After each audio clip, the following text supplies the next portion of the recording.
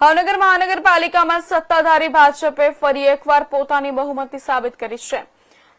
તખતેશ્વર વોર્ડમાંથી ચૂંટાયેલા ઉષાબેન તલરેજાને ભાવનગરના નવા મેયર તરીકે ચૂંટવામાં આવ્યા છે। આ ઉપરાંત ડેપ્યુટી મેયર તરીકે અશોક બારૈયાની પસંદગી કરવામાં આવી હતી। શહેર સ્ટેન્ડિંગ કમિટીના ચેરમેન તરીકે કિશનભાઈ મહેતાની વરણી કરવામાં આવી છે। શાસક પક્ષના નેતા તરીકે લાલભા મનુભા વાળાને જવાબદારી સોંપવામાં આવી છે, તેમજ દંડક તરીકે રિંકુબેન માંગુકિયાની પસંદગી કરવામાં આવી હોવાનું જાહેર કરવામાં આવ્યું હતું।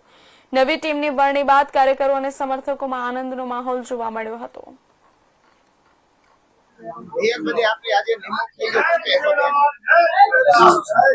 पहला तो सौ प्रथम भारतीय जनता पार्टी नो खूब खूब आभार।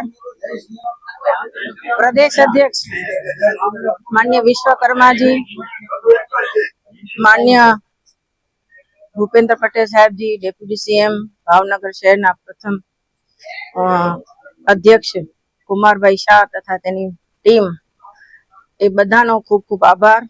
અને મારી આજે જે મેયર તરીકે પસંદગી થઈ છે તે બદલ હું સૌનો ખૂબ ખૂબ આભાર માનું છું અને આવતા સમયમાં જે પણ વિકાસના કામો બાકી હશે તે પૂરા કરવાના પૂરા પ્રયત્ન કરશું। આભાર। ભારત માતા કી જય।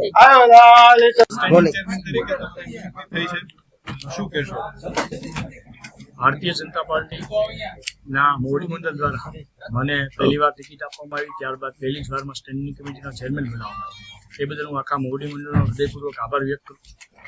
35 વર્ષથી ભારતીય જનતા પાર્ટીનું શાસન છે, વિકાસની ગાથાઓ લખાતી રહી છે। આવનારા સમયમાં પણ એ વિકાસની બુલેટ રફતારે વિકાસ કરીશું। ખાસ કરીને જે અત્યારની પહેલી પ્રાયોરિટીના કામકાજ છે એમાં રિંગ રોડ છે, સેકન્ડ પાર્ટમાં બ્રિજ છે, પછી અમારા એજન્ડા મુતાબિક રિંગ રોડ ઉપર જે 150 કરોડના ખર્ચે બ્રિજ બનાવવાનો છે એ બ્રિજ છે। હાલમાં ઓડિટોરિયમ હોય, સ્પોટ હોય, વિવિધ પાર્ટી પ્લોટ હોય, એસસીપી